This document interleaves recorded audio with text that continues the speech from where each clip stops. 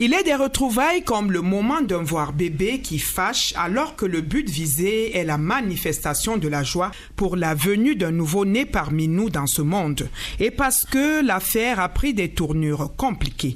À la vérité, le voir bébé de ces derniers temps est sorti du cadre normal des choses qui prévoyait que les personnes venant voir le nouveau-né aient les mains remplies de présents et qu'en retour un verre d'eau leur soit donné avec quelques cacahuètes pour dire merci. Ça, c'était avant. Aujourd'hui, de ce que ça devient, les parents de ces nouveau-nés esquivent poliment la proposition des amis, des frères et sœurs, des collègues dont l'annonce de la venue fait penser au malheur qu'ils vont subir par les poches. Un sérieux coup de fouet, assurément. Telle une escroquerie à col blanc, la réception que cela impose de nos jours est largement au-dessus du paquet qu'on apporte pour le bébé. Le pauvre, qui ne sait même pas souvent ce qui se passe autour de lui si fragile, qui a plutôt besoin d'être bien protégé.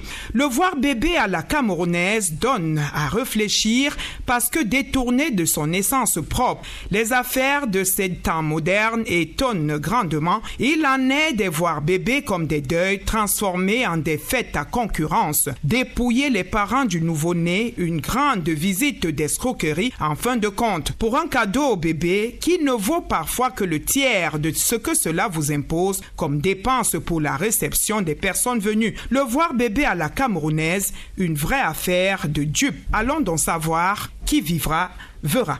Nous avons de nouveau dans ce studio le docteur Sylvestre Noah. Il est sociologue, enseignant à l'université de Yaoundé 1. Docteur, merci encore de nous renouveler cette présence dans ce studio. Merci aussi pour cette marque de confiance et pour cette nouvelle invitation. Nous parlons cette fois-ci de la question de voir bébé en mode camère. C'est l'intitulé de cette chronique. Qu'est-ce que ça vous dit déjà? Oui, le voir bébé, c'est une pratique très ancienne chez nous. Elle est ancienne parce que n'oubliez pas que nous sommes par essence des collectivités communautaires, c'est-à-dire les sociétés africaines. Une communauté est relativement différente d'une société parce que dans le cadre d'une communauté, on parle là des liens qui se construisent sur la base de la consanguinité et de l'ancestralité. Là où justement dans une société, on parle des liens qui se construisent de manière hétérogène, c'est-à-dire on peut faire société même venant de divers horizons. Or, dans la communauté, c'est vraiment la consanguinité.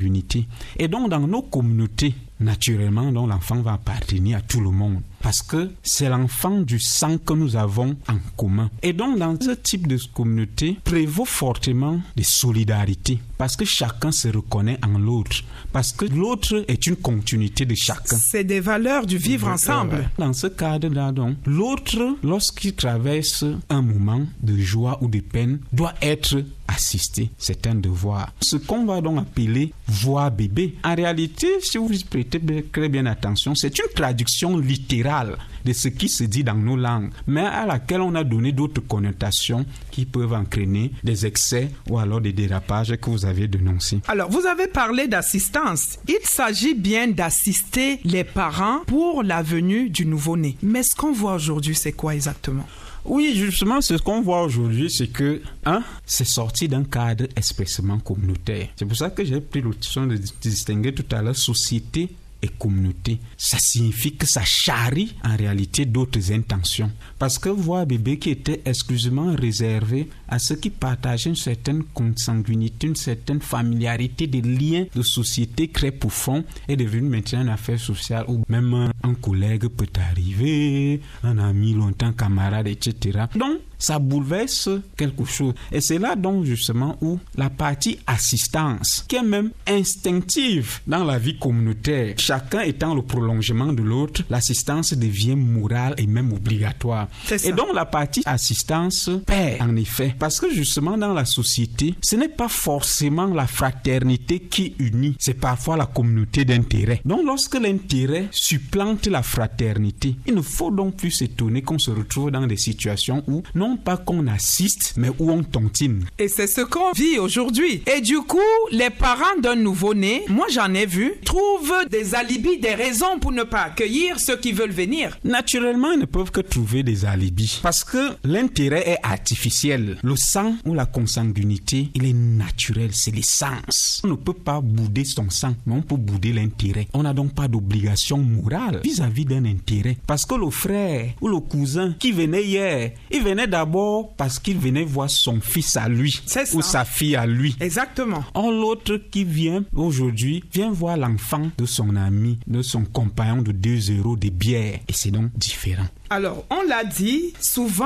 quand vous regardez tout ça, le paquet qui est apporté à cette famille qui reçoit un nouveau-né est parfois dérisoire. Et pourquoi il est dérisoire? Il est dérisoire parce que ce qui est apporté appelle en retour une réponse. C'est ça qui est différent avec l'assistance. Dans l'assistance, on n'attend pas quelque chose en retour. Donc, du coup, dans le cadre d'une assistance, même si ce que l'on donne est particulièrement insignifiant, mais puisque ça n'appelle pas un retour, ça ne crée pas problème. Or, lorsqu'on ne sommes plus dans l'assistance, ça signifie que même celui qui reçoit le paquet entre dans la logique du calcul. Et là intervient donc la balance. Est-ce que ce n'est pas plus léger que ce qu'on donne? L'intérêt signifie calcul, là où l'assistance signifie non-retour. Dites-nous, la société est totalement bouleversée. C'est des copies des choses d'ailleurs. Comment cela s'explique? De votre regard de sociologue. La société, elle est dynamique. Les changements apportent des perversions. Voir bébé, c'est une pratique inhérente à nos sociétés. On ne l'a pas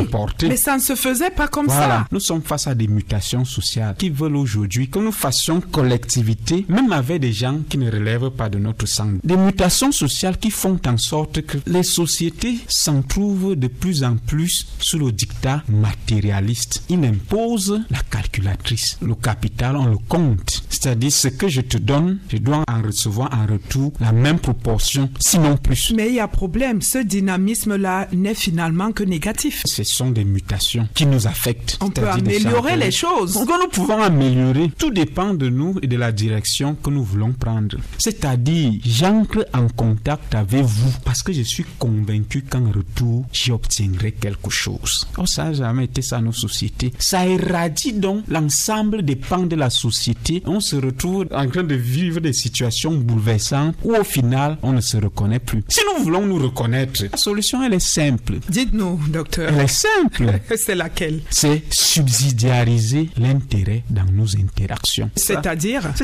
nous faisons plus de l'intérêt la priorité de nos échanges quotidiens. Parce que c'était ça nos sociétés que nous admirions et dont nous sommes nostalgiques. Rendez-vous compte que d'ailleurs, pour certains voix bébés, il y a un dress code, ça demande un déploiement chez certains, je vous assure, qui prend toute une autre tournure. Voilà. Et vraiment, et ça me permet aussi donc d'ajouter ça. C'est que au-delà de l'influence de l'argent, il y a également une influence qu'on pourrait caractériser hédoniste, les plaisirs. Nous sommes de plus en plus dans des sociétés extrêmement jouissantes où toute occasion est une occasion de fête. L'assistance par essence ne donne pas lieu. Il faut bien qu'on le sache. Ça ne signifie pas que je suis en train de dire que lorsqu'on est dans l'assistance, on est forcément dans le malheur. Pas du tout. Mais ça ne donne pas lieu au défoulement. Or, ce que vous relevez là, c'est ça justement la fête, la jouissance excessive. Oui, mais nous dénonçons vertement ces pratiques. Les deuils, les voir bébés et beaucoup d'autres choses deviennent autre chose. Voilà. Jouir dont je suis est aussi responsable de ce que vous dénoncez aujourd'hui. Alors, nous allons sortir de cet entretien également et c'est toujours avec un conseil. Qu'est-ce qu'il faut dire à ceux-là qui ont érigé ces pratiques en des exemples? En réalité, chaque société a une vocation, c'est-à-dire c'est celle-là même qui fait sa raison d'être. Et chaque société doit définir son chemin. Voilà où je vais. Et si je dois y arriver, je dois ménager ma monture. Et les hommes savent toujours, par rapport aux objectifs qui se sont fixés, ce qui peut leur permettre d'aller loin ou alors ce qui peut faire en sorte qu'ils s'essoufflent au bout du chemin. Le propre d'une société, c'est d'avoir une identité. C'est pour ça qu'on dit que les sociétés sont plurielles. Pluralité signifie que identité spécifique. Même si chaque société apprend des autres, mais chaque société société doit avoir une identité. Le propre des sociétés africaines, c'est que nous passons essentiellement le temps à admirer les autres. C'est ça, au point de mettre de côté nos pratiques. Voilà. Ou alors les autres nous bluffent et nous impressionnent. Pourquoi? Parce que les autres ont leur identité qui leur est propre. Faisons parfois dans des mélanges de genres et qui font en sorte qu'au final, nous nous égarons constamment. Voilà, votre message est entendu, sauf si vous avez autre chose à ajouter. Aux parents des nouveau-nés, qu'est-ce qu'on dit? Aux parents, la société commence d'abord dans la famille. Même notre loi fondamentale dit qu'elle soutient la famille parce que c'est une base naturelle de la nation. Il est donc de la responsabilité de chaque famille de se dire que à mon niveau, je suis responsable du devenir de ma nation. Et parce que je suis responsable du devenir de la nation,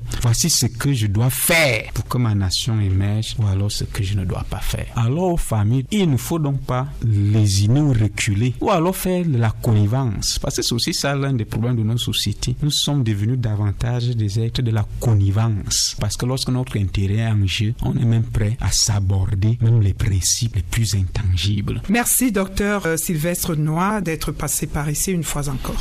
Merci beaucoup pour l'invitation et à bientôt.